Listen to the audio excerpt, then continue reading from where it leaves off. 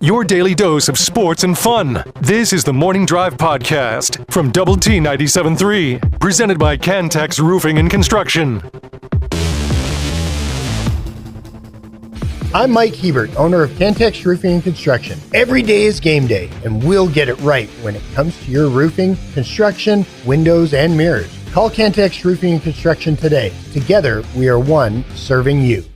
We have, sad songs this morning? Show me something to be happy about. Well, I'm not. I just didn't know if my question was going to be, sir, if you were taking requests. No. Or if you've got this all Oh, this is planned. No. How long did I'm going to rip everybody's heart out before the show's over. We'll be fine. We're covered. How do you lose when you have a 31-14 lead? I've been trying to figure that answer out all weekend. You know, Jamie, you asked me right off the top if I felt like the defense could stop TCU if you had kicked a field goal there.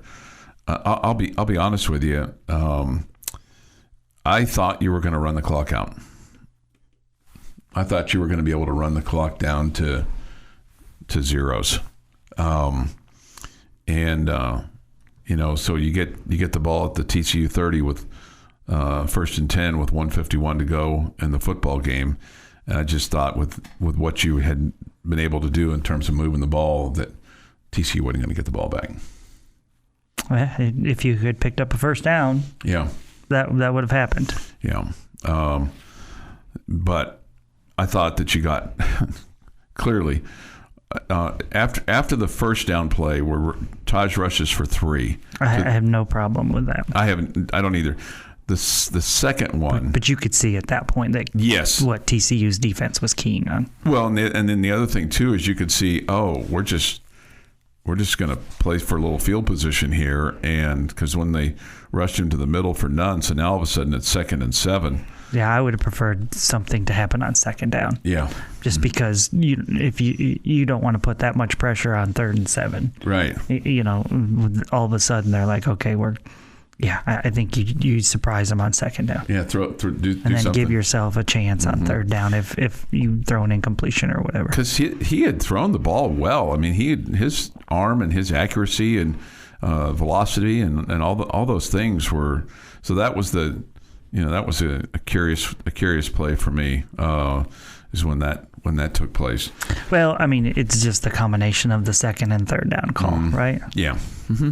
Mm-hmm. It's really not one down or the other. It's just the combination of like we didn't do anything different either down. Mm-hmm. Either down. Yeah, I mean he got really, really, really, really, really conservative. Yeah, and obviously you're trying to force them to take their timeouts. Mm-hmm. Okay, so you want to keep the ball on the ground. That's why I'm talking about a play action pass or a quick pass to a receiver on the outside. Sure. Okay, seemed like a good time for one. Yeah. Okay, there are good times for them. That's is a high percentage of completion. So even if you don't gain the necessary yardage, or even if you lose a yard or two, the clock's still moving. Mm-hmm. But you give the defense a different look. Yeah. This from the Yates Flooring Center chat line. Honestly, don't think we win another game. Prove me wrong. I hope I'm wrong, but this does not look like a 60 minutes of us team. I love the comment. Prove me wrong. Well, how can we prove you wrong? We cannot. Yeah, we can. The games are going to decide that, not what anybody says. But I mean, you kind of now you start looking at this and go. If you want me to say that Tech fans should worry about winning another game, yes. I think they should. Yeah. I think you will win another game. Where is that game now? Is it Stillwater? Stillwater or home against West Virginia. I think they're both winnable games. Yeah. Yeah. Losing. I mean, the hard part about Saturday, Chuck, you weren't terrible on either side of the ball. Yeah. With either quarterback, your offense moved the ball. Okay. Mm-hmm. You got into the red zone. You scored touchdowns. You defensively, there were stretches where you were doing a great job against TCU. I mean, you didn't play terrible. Okay, if we told you that you scored 34 points, did you think you would have had a chance to win the game? Absolutely. Absolutely, and you did. If I had told you that we allowed 35, would I have told you that we had a chance to win the game? Absolutely, and we did. they made one more play with you. You didn't play terrible, and you also showed some heart in bouncing back from a terrible performance the week before. Well, okay? and how about a terrible start to this game? Terrible start to the game. Yeah, you could have let that go on and on. Absolutely, you're absolutely right. That's a good point. So you bounced back. You showed heart. You did all the things. That's the you want to say that that's positive, but maybe that's the part that frustrates me so much. You're better. You're better than what you played the last 2 weeks, and you've come away with 0 wins. Okay, you've beaten yourself. I mean, it's really difficult to take because I don't think you're a terrible football team.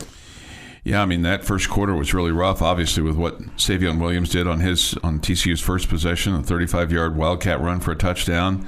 And then they come back, and on their third possession, they get what was then their longest play of the season. It would be surpassed later on in the game when Josh Hoover goes back to Williams. And they go up 14-3 with a minute 33 to go in the first. Looks like you're going to get boat raced. Yes, it does. Yes, it does. Yep. So again, this is the I don't think you're a terrible football team, but at the same time, that's the frustrating part. Yet we're not winning games we should win. Yeah. The last 2 weekends, we absolutely coulda, shoulda, and you didn't. That's the frustrating part. That's the part that makes you see 31-14. I mean, it's one thing that you lose, but it's another thing that it was 31-14 late in the third. Well, and then Coach McGuire pointed this out in the post-game press conference, is on top of that, on top of losing that, you give up 14 points just really, really quick so that hardly any time goes off the clock. Mm-hmm. I mean, if they have to, because you start thinking about this and going, okay, with 6:33 to go in the third, you're up 31-14, but then they come right back and and get a field goal. We get a field goal after they score, so it's 31-21. They score on a 1-yard run by Jeremy Payne. Tech comes back, gets a field goal, goes up 34-21. And it's still, that's at 11-13 in the fourth. You're up 13 points. They got to score. Yeah. They just got to score 2 touchdowns in under 12 minutes, but they go bang bang. Yeah. So in all the fourth down attempts that we have made over the years, and what did it ultimately be at the 4-yard line, fourth and less than 2, and you elected to kick the field goal there. I'm not saying I was furious about it, but I was really surprised. Really surprised. When they settled for that field goal there. It felt like you had that. You went from it being a 2-possession game to it still being a 2-possession game.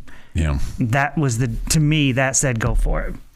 6:40 this morning on the morning drive. This State Sports History. Your daily dose of sports and fun. This is the Morning Drive Podcast from Double T 97.3, presented by Cantex Roofing and Construction. The Morning Drive today is October 28th, 2024. Here is Jeff McGuire with this day in sports history. Starting in 1934, I would love to have seen this game, or the 3 others that were like it. Brooklyn Dodgers and Pittsburgh Pirates play the first of only 4 penalty-free games in NFL history. The Dodgers win 21-3 at Ebbets Field in Brooklyn.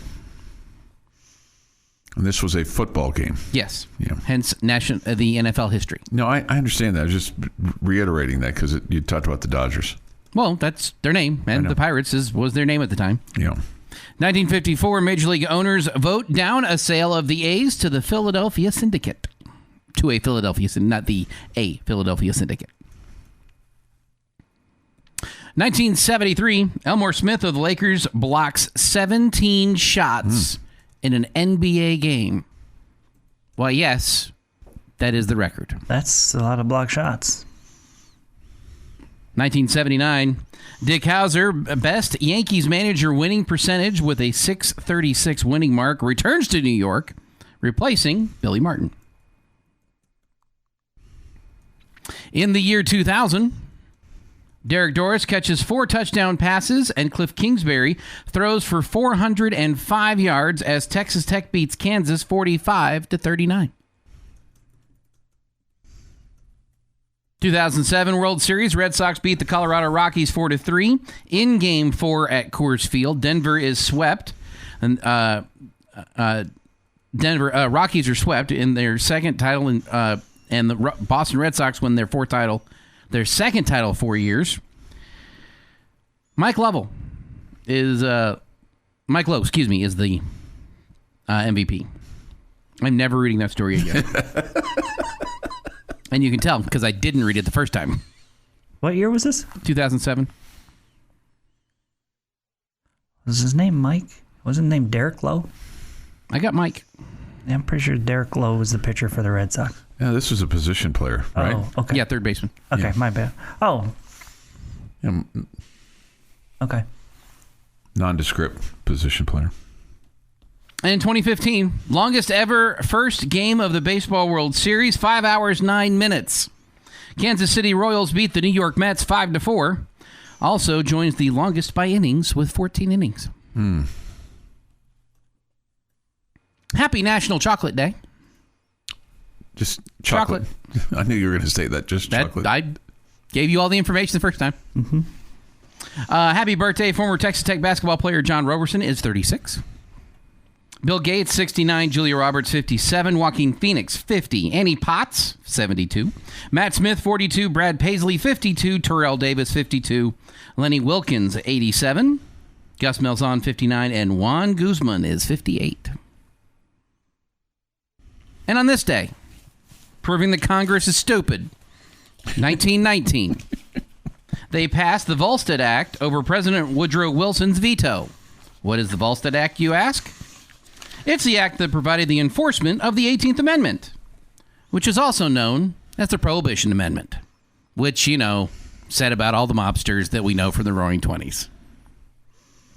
And that is this day in sports history. Mike Lowell. Lowell.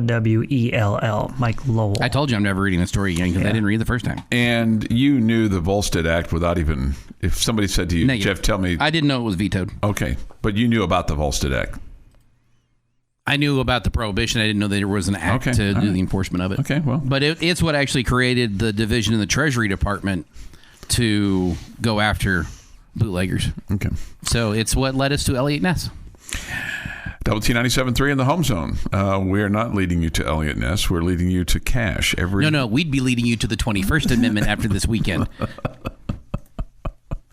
We're going to lead you to some cash Wednesday, Thursday, and Friday of this week and the next few weeks, as we're giving away up to $10,000, including $2,500 on December the 5th at 2 Docks. That'll be our final cash giveaway. Go to doublet973.com, enter for your chance to win. All you have to do is enter the lucky local winning word that I'm about to give you. It's from Double T 97.3 and the Home Zone, making your house a home. Here at 6:50 this morning. We don't always like these guys, but we like them when they make the calls for us. Referee. Referee is your lucky local winning word this morning at 6:50. The referee made the right call. The referee. Speaking of, I don't think I can name a play that I really thought that they botched it this weekend. The face mask on the non-pass interference call. And they grabbed Caleb Douglas's face mask. I guess I missed that. Well, missing a call is different than making a call that wasn't there. Wasn't it 2 years ago where we had the horrendous call that went against us on a face mask? Yes, Tyree Wilson. It was Tyree Wilson, I believe. I can't remember. I just remember it was really bad. Mm-hmm. Yeah. And this one was really bad, too. Yeah. Yeah. Well, and that's your lucky local winning word from Double T 97.3 in the home zone. So one thing I thought about this past weekend, and I wasn't at the game, so I don't know how much politicking went. I felt like there were several times that there were questionable pass interference calls that could have been called on TCU that weren't called. And I just wonder how much lobbying goes on and how does that affect things as you're moving down the field? I don't know. I thought Tech got away with a couple too. Okay. I don't think that crew likes calling pass interference calls. That's the take I got from it. When one side is getting it and they're missing it, but when it's both sides, they're not wanting to call it. That was the impression I got. Okay. I just, like I said, I thought that I thought there should have been some jawing with the officials to at least, because I thought there were more that weren't called in Tech's favor than not, and including the face mask on Caleb Douglas that should have been called. I would tell you that it's probably hard to tell watching on television whether Coach McGuire or some of his staff members were jawing. I agree. That's why I said I wasn't there, so I don't know. One of the most unfortunate plays that took place, and this was on Tech's 7th drive. This is before halftime. Baron Morton throws a really nice ball, and it's about to be caught by Josh Kelly, but the ball hits the helmet of the TCU defender. The pass just was not good enough because Kelly was open, so that drive stalls. This is after a C.J. Baskerville incredible interception, and you miss the 50-yard field goal by Reese Burkhardt. Mm-hmm. And that was, I have in my, as I take notes while I'm watching the ball game, missed opportunity. Another missed opportunity was the drive before that. You get a huge deflection by Macho Stevenson, and then the Red Raiders get a huge stop on fourth and 2. They get their 5th tackle for a loss for the ball game, and this is not something that they'd had a whole lot of success with coming into this ball game. And then right after that, I don't know if you go 3 and out, but you punt. So you weren't able to take advantage of that, turnover on downs. And then you get the interception by Baskerville, and you're not able to take advantage of that. And what a great play by CJ. Oh my God. No question. No question. Somebody says face mask missed on the Hammonds fumble as well. I did not see that. I didn't see that. Speaking of Tyree Wilson, he looked dominant against the Chiefs. Yeah, he had a sack on Mahomes, a little Red Raider on Red Raider in the first half, but the Chiefs were able to prevail by hook or by crook. The Morning Drive podcast from Double T 97.3 is presented by Cantex Roofing and Construction. With Jamie Lent and Jeff McGuire, I'm Chuck Heinz. Great to have you with us this morning. Yates Flooring Center chat line remains open. Go to the Double T 97.3 mobile app for that. Visual Edge IT hotline is open too at 806-771-0973. So let me ask you this question. If Baron Morton is still in the ball game to start the third quarter, if he doesn't get hit, do you think you get what you got offensively in the third quarter out of him? Do I think that Baron Morton was capable of doing and leading the team down the field to score a couple touchdowns? Well, I know you. I know Yeah, is that the question you're asking? No, in that particular game, did you have the sense, the feeling, once you saw Will Hammond playing, that, oh man, it sure looks like they're running at a little bit faster tempo, and sure looks like he's got a little bit more on the ball, and sure looks like, man, I'm not sure that Barron could have done that in the third quarter, what Will Hammond did. Is that a fair question? I mean, I guess I think Barron is capable of doing it either. Also, okay, yeah. You don't think there's a little quarterback controversy now or anything like that? No. Battle for number one. Okay, well, let me change my question of the day now.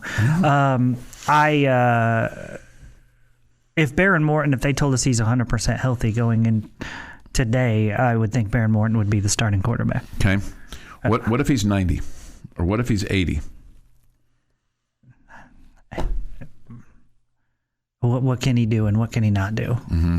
I mean, it is his left shoulder. I mean, it's all I'm saying. The reason that I would pick Baron Morton is because what I saw with the play calling at the end of the game says they don't have confidence in him to make plays in crunch time. Man, if you have to change the play calling because of that, then I want to go back to the guy that you have confidence to make plays in.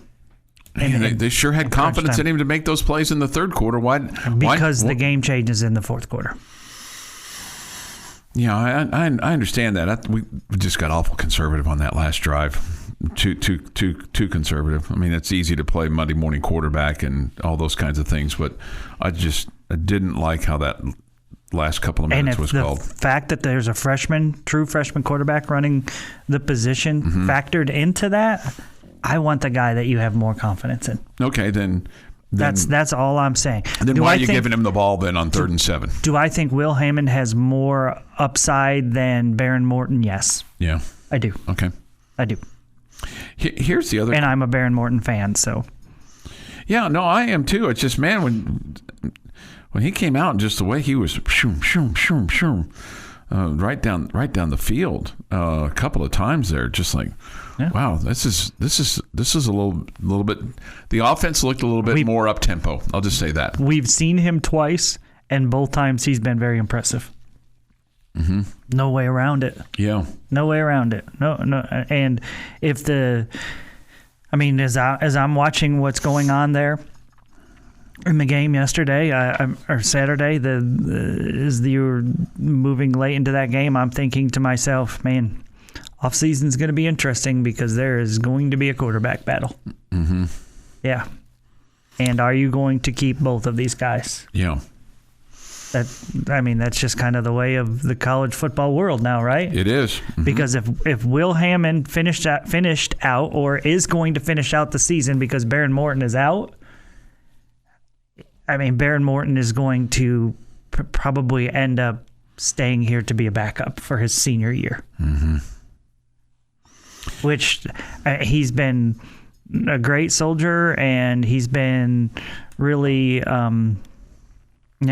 he's stuck through it with other guys that were in front of him. He's been the starter. He's not been the starter, whatever. He's clearly a kid that wanted to be a Red Raider his whole life and all the above, and we love him for it. But if you see Will Hammond get all the snaps the rest of the season and play at the level that he played in the game on Saturday and play at the level that he played in the game against North Texas, you would expect going into the offseason, that's the guy. Right? Mm-hmm. And in that situation, again, the way college athletics allows you to move around now, would Baron Morton be better off to stay as a backup, or would Baron Morton be better off to, move on somewhere else and play? That's what I couldn't help but think about that during the game on Saturday. Yeah. But we don't know. Maybe Will Hammond gets to start the rest of the year, and then we find out that he's not what we thought he was. When teams have time to game plan for him and all that, or they see what he can do, that there's inconsistencies there, just like you would expect out of a freshman. Sure. But he looks really good. He looks really impressive. He does. Yeah. No way around it. No way around it. But again, if the play calling, if the fact that you had a true freshman quarterback in the game factored into the way you called plays at the end of the game on that final drive, then I want the guy in there that you have confidence to open up the playbook with. Yeah, I get it. Let me ask you this. Were you surprised that we didn't see Cam Dickey touch the football on Saturday? Jacoby Williams looked really good, but I just wondered, where was Cam Dickey? He played in the game, but he didn't touch the ball at all. Of all the things that I wondered, that was not one of them. Okay. All right. That's fair. But they've really liked his. Were the other two running backs not doing what we asked them to do? Well, I just felt like that if you'd asked me on the depth chart who was ahead of whom, that Dickey was ahead of Jacoby Williams. Jacoby Williams looked really good, and he had some nice runs. But there was a couple times, when Taj was out, it's like, okay, well, why isn't Cam Dickey running the ball? But that was just one of the things that went through my head. Okay.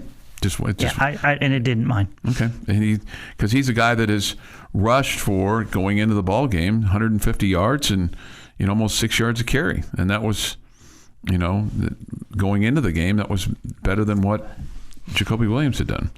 If you had one. Somebody on the chat line makes a really good point. But they gave him the ball instead of Brooks on the final play, and I'd say that's confidence. It was dumb, but it was confidence. I guess that's showing some confidence in his running ability, but you didn't allow him to throw the ball. Yeah, Coach McGuire said, well, we were giving him, he had the ball in his hands in the second half, and that was one of the reasons he wasn't, buying into well, why didn't you give it to Taj Brooks there? He, felt confident in giving it to Hammond. Clearly they were setting up for the field goal. So I didn't have a problem with him. I wasn't worried about him running the ball compared to Brooks. That didn't. I mean, at least it was something different than running Taj up the middle. I guess that's what I'm saying. This conservative calls on that last drive. We were in field goal range and forcing TCU to use their timeouts. The run was to get the ball to the middle of the field. I doubt it was about lack of confidence. But you didn't let him. I mean, you did on that. You didn't make a play to try to get a first down, to try to get the clock down to zeros and kick the field goal with 20 from the 20-yard line or the 17-yard line, have it be a chip shot. You didn't give yourself a chance to get a first down inside the 2-minute warning. You didn't. You got really, really conservative there. And I bet if they had those 3 plays to do over again, clearly knowing what the outcome was, you'd do differently, right? But why? Why did you get so conservative there when you've been somewhat aggressive? Oh, man. Again, you'd move the ball up the field running the football. Yeah. I didn't have a problem with running it in again on first down. But at that point, you could see the TCU defense was bunched in the middle there. They were keying on that. I just felt like these big tight ends. Use one of them. A second down, you had to do something. And I understand you wanted to keep the clock running, but you had to do something that was creative here to get the ball, somewhere different. Whether that was a jet sweep or, a quick pass to the outside where you could really have a high level of confidence the pass was going to get completed. The Morning Drive podcast from Double T 97.3 is presented by Cantex Roofing and Construction. Jamie's question of the day on Double T 97.3, presented today by someone not named Jamie, is brought to you by Connecticut of West Texas. Okay, it's just been stolen from me. It has been stolen. Because your other question was stolen earlier. And I think I've got one that kind of fits today. Gentlemen, which loss? It's a 2-part question. So the first part is, what is the worst loss in the Joey McGuire era? Second question, is this worse than the K-State loss with Matt Wells? So 2-part question, worst loss in the Joey McGuire era, and is it worse than the K-State loss with Matt Wells? Okay, I'll answer the second part first. No, it's not worse than the K-State loss with Matt Wells, because after that game, I'd lost all hope. I have not lost all hope. You didn't score in the second half in that game, and it was clear that he had lost the fan base. He had lost the support of supporters. I don't know about his team because you'd have to ask them. To me, well, this is a bad loss. I don't know that it's any. I felt like the loss to Baylor the week before was worse than this one just because you didn't show up and you got outplayed from the beginning. And then I would say the previous home game against Baylor 2 years ago, that to me those two would top this one. Although this of gut wrenching losses, this would be the most gut wrenching because you kind of felt like that you had this game in control, but then 2 explosive offensive touchdowns, and your defense didn't do anything to stop them. Just took the victory away from you.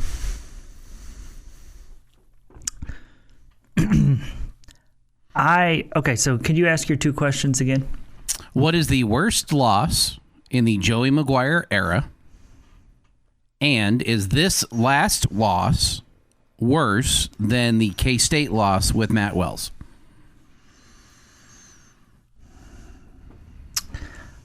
I think the K-State loss with Matt Wells, everybody had already given up.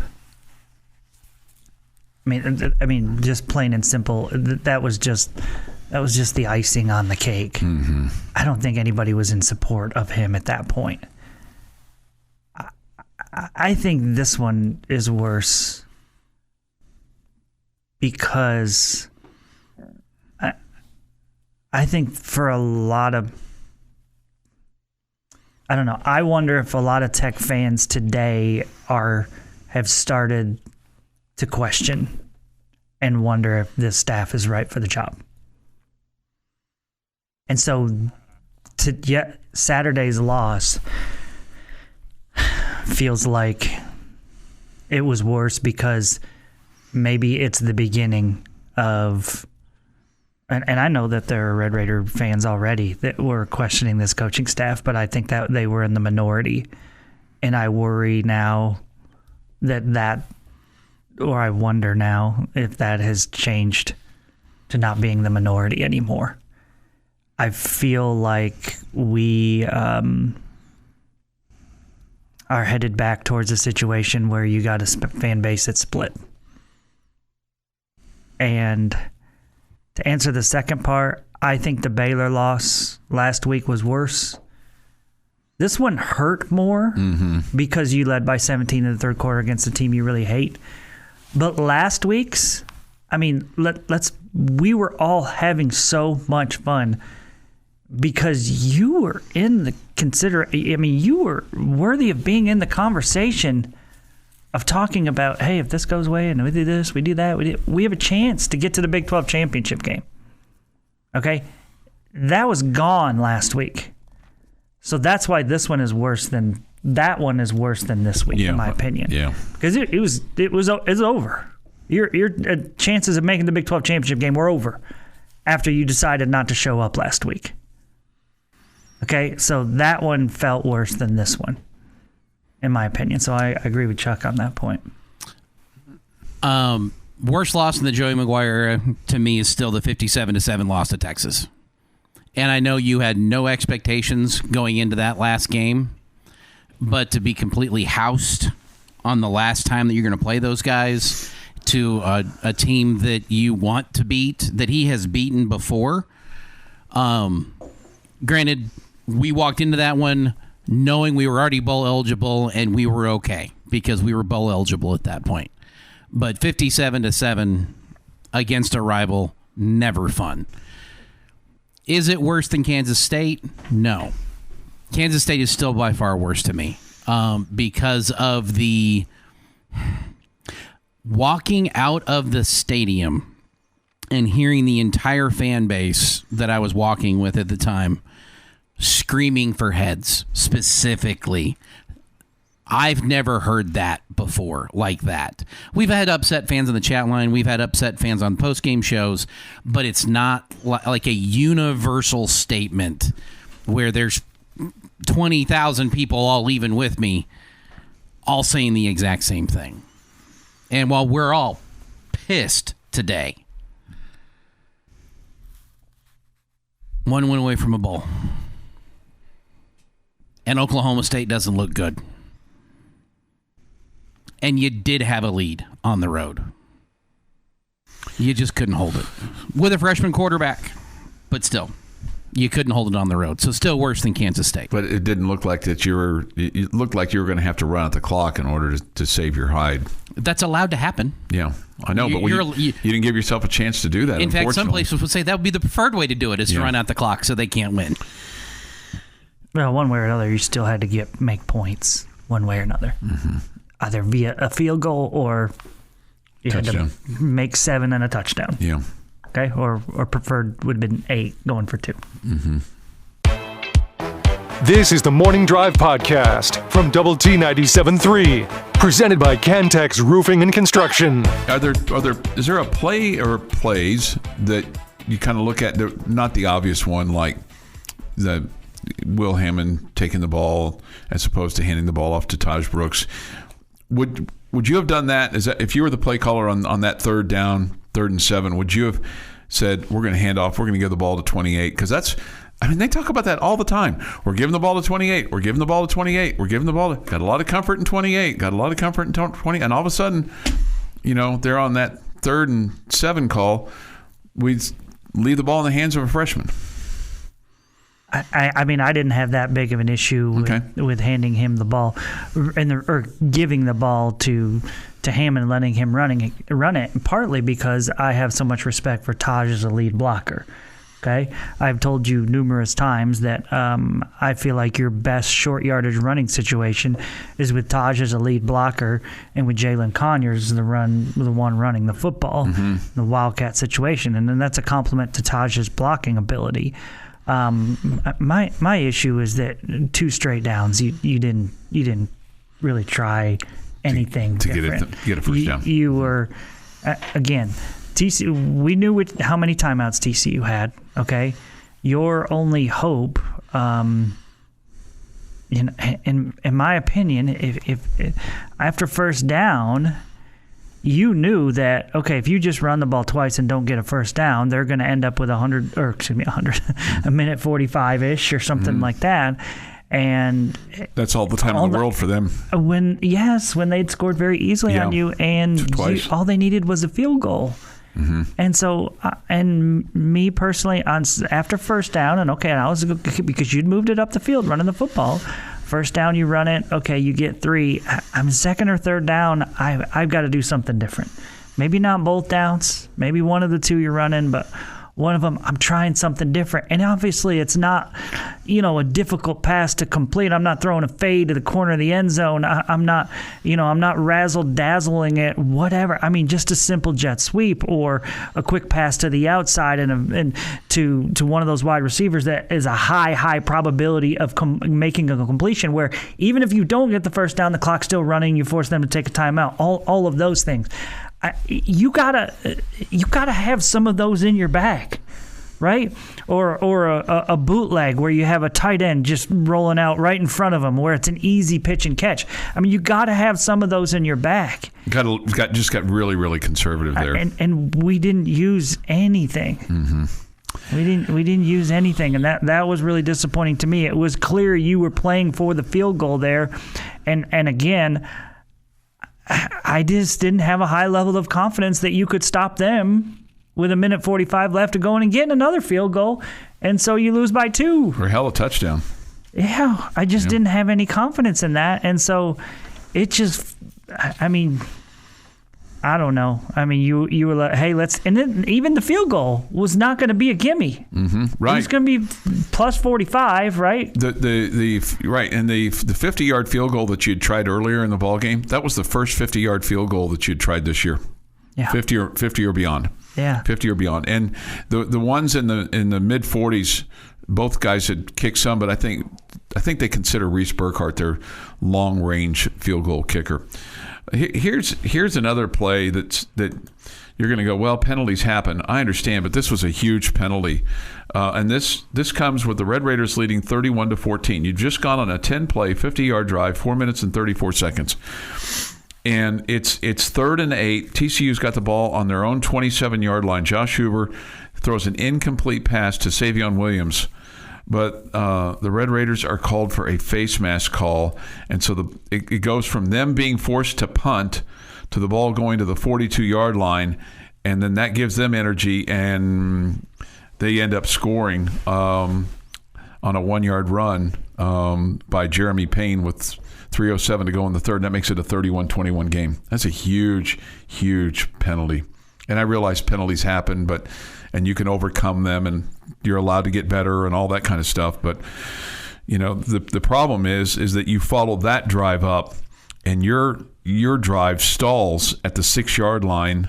And so now here you are, and how did you feel about this? 4th and 4, and they say on the play-by-play sheet it says 4th and 3, okay? On whether it's 4th and 3 or 4th and 3 and some change, the bottom line is you decide to kick the field goal there with 11:13 to go in the ball game to go up 34-21. You would have preferred going for it there, wouldn't you? Because you were going from a 2-possession game to a 2-possession game.